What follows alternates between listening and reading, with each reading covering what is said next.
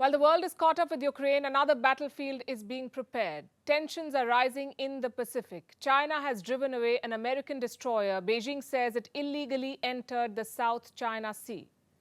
The US is setting up new military bases in the Philippines, very close to Taiwan. China is lapping up port projects in Pacific Islands. Both sides are marking their territory and setting up military facilities. The US and China are preparing for war, a war over Taiwan.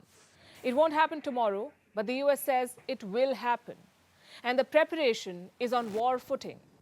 Today, the navies of the US and China came face to face. An American destroyer entered the waters around the Paracel Islands. This is in the South China Sea. The Paracel Islands is an archipelago.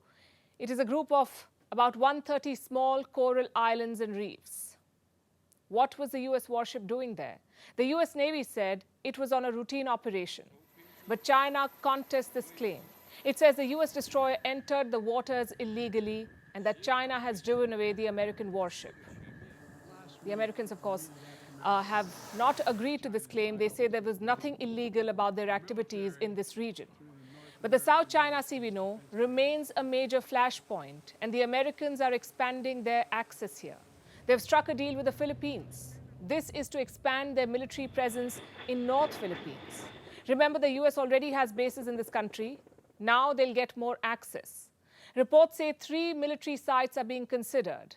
2 are in northern Philippines, and these are very close to Taiwan. The 3rd site is closer to the South China Sea. So the gains for the US are obvious.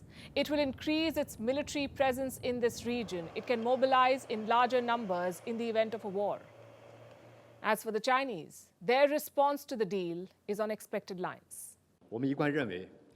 China has always believed that defense and security cooperation between countries should be conducive to regional peace and stability and should not target or harm the interests of third parties.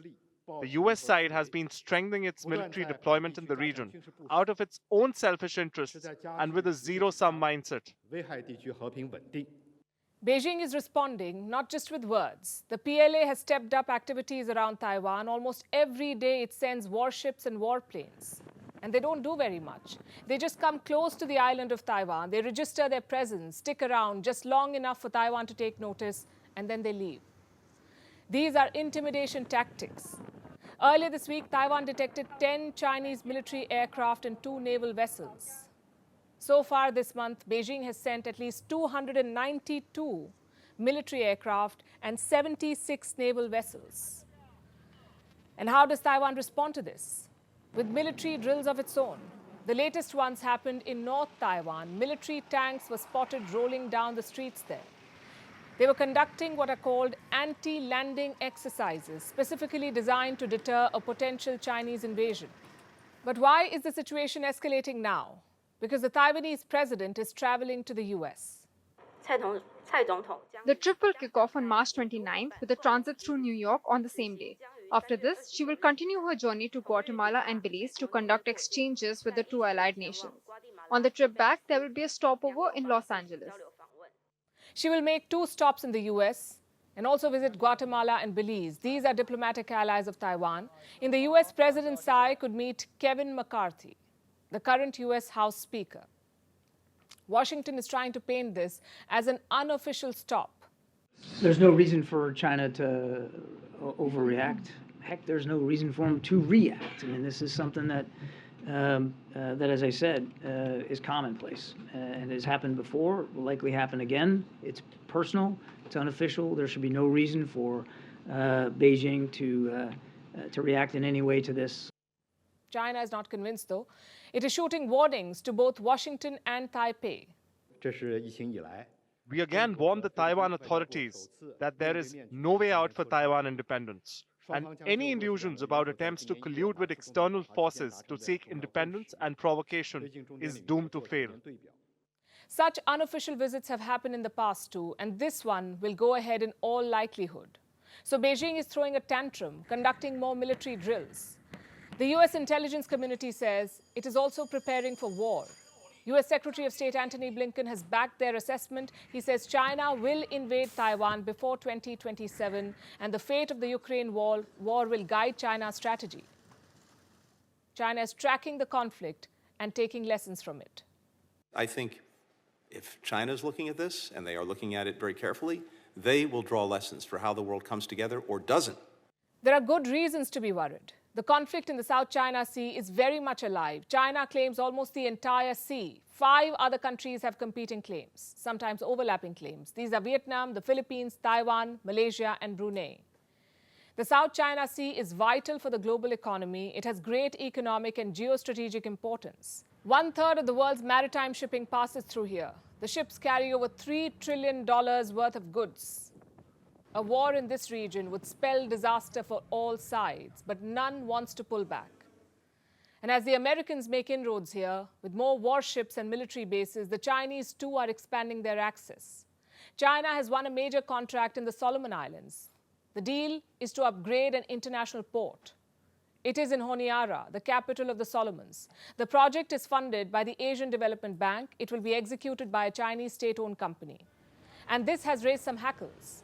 Last year, Beijing and Honiara sealed a security pact. Now China is upgrading a port there. The West fears that China will try to build a naval base in the Solomons.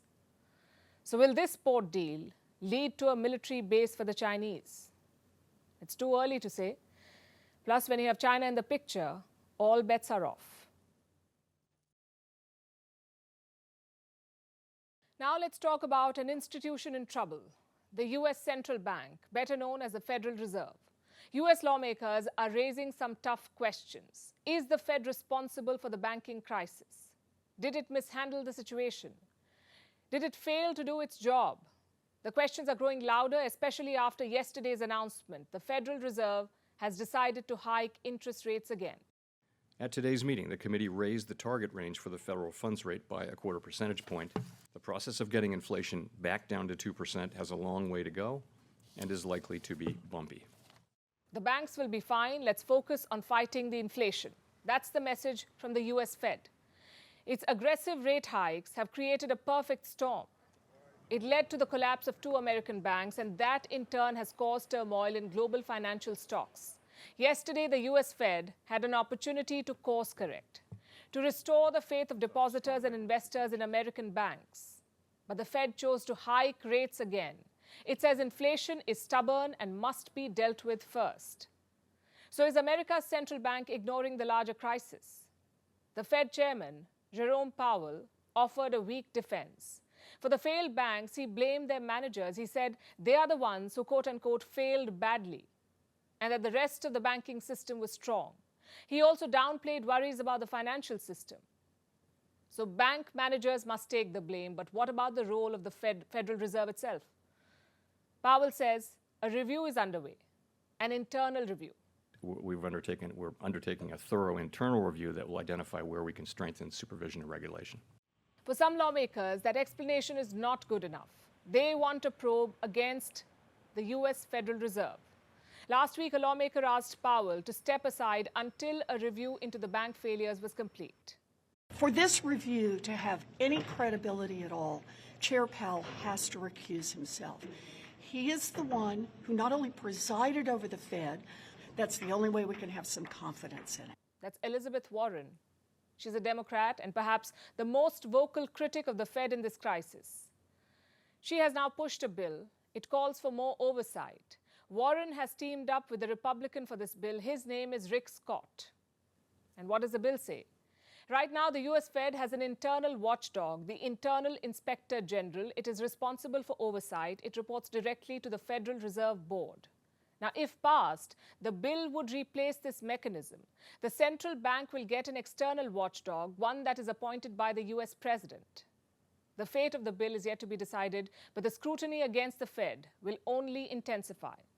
Hearings are being planned in the U.S. Congress. Both the U.S. Senate and the House plan to look into the bank collapse. The hearings will begin next week. Remember, the collapse of 2 American banks came as a shock to the world. But was America's central bank also caught by surprise? Did they not see this coming? After all, this is the institution responsible for keeping an eye on banks. Powell says he was baffled by the collapse of the SVB, the Silicon Valley Bank, the first bank to fall in this crisis. Consider what he said, and I'm quoting, "The question we were all asking ourselves over that first weekend was, how did this happen? We are doing the review of supervision and regulation. My only interest is that we identify what went wrong here. And let me remind you, this is the chair of America's central bank talking. Clearly, he too was stumped by the collapse. But was the US Fed completely clueless? The answer is no. Fed officials were aware of the risks. They met earlier this year for 2 days, 31st of January and the 1st Feb. And what did they discuss? Vulnerabilities to financial stability. Concerns were expressed. Some officials discussed specific possibilities. These included runs on non-banking financial institutions and the impact of large unrealized losses in banks. So Fed officials were definitely in the know. And was the Fed chair part of this meeting? Reports say he did register his presence. Was he briefed about the vulnerabilities? What was Powell's next move? What actions did he take? Did he try to prevent the collapse, or did he just ignore the problems? The chair of the US Fed could face all of these questions once the hearings begin next week. Our next story is about greed. The greed of big pharma, the unrelenting desire to maximize profits at the cost of human lives. The latest case in point is Moderna. It's an American pharma giant. It was in the headlines during the pandemic. It made a high-profile vaccine. The vaccine was given for free in the US. It was free for the people, but the US government paid for it. The government bought Moderna vaccines, which were then given free of cost to the people of America. You can imagine how big the government order was. It ran into millions. And now it's ending. The US government will not buy Moderna vaccines anymore, so the company will have to take it directly to the consumer. And Moderna likes the idea, because now it can set the price of the shot. Do you know how much they want to charge? $130 per dose. $130 for one injection. That's more than 10,500 rupees for one dose, and that's not even the most shocking part of it. Moderna is jacking up the price by 400%. The US government paid $26 for one shot. Moderna now wants Americans to pay $130. It's outrageous. How do they justify the new pricing? Listen to this. So the price is not linked to the company's performance. The price is linked to the value of a product, to the patient, and to the impact on the patient. That's how we set price. Let's revisit that statement. The price is linked to the value of a product, to the patient, and the impact on the patient. Well, by that logic, the greater the value of a drug for a patient, the greater should be its price. That's what happens when you treat life-saving medicines as mere commercial products. And Big Pharma is notorious for this. The Moderna CEO says he has made up his mind. He was called before a committee of American lawmakers. Look at the exchange.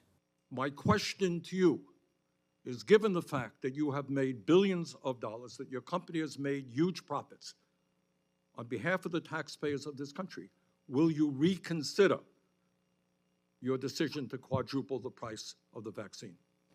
The volume we had during the pandemic gave us economies of scale we won't have anymore. That is what is different. That's the defense. The numbers are no longer adding up, he says. Well, let's look at the numbers then. How much does Moderna spend on making one dose of this vaccine? $2.85. That's it. That is the cost. And now they want to sell the same shot for $130.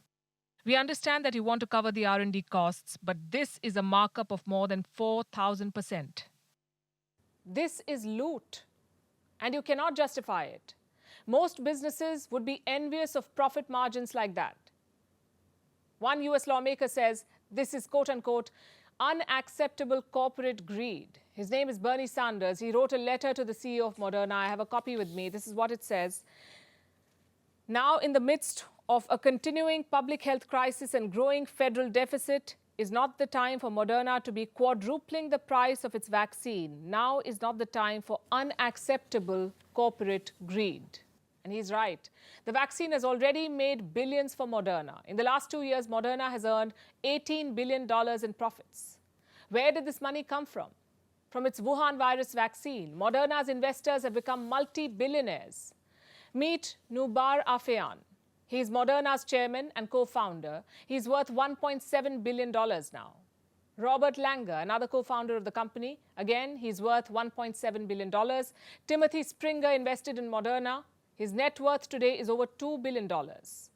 And what about the CEO, Stefan Bancel? His net worth is well over $4 billion. Moderna and its top management made a killing from this pandemic. And this was no coincidence. This was by design. For the longest time, Moderna has supplied its shots almost exclusively to rich countries, to countries which could pay a premium. They're the ones that got the vaccine. And Moderna did this more than any other vaccine manufacturer. I have some numbers. In October 2021, Moderna supplied just 1 million doses to poor countries. The company made a shift only a few months ago. In October 2022, it decided to supply 100 million doses to lower-income countries. And the vaccines are expected to reach these countries later this year. This story doesn't even scratch the surface of how big pharma holds the world hostage. Moderna's 400% price hike is just one glittering example. We'll dig out the rest some other time.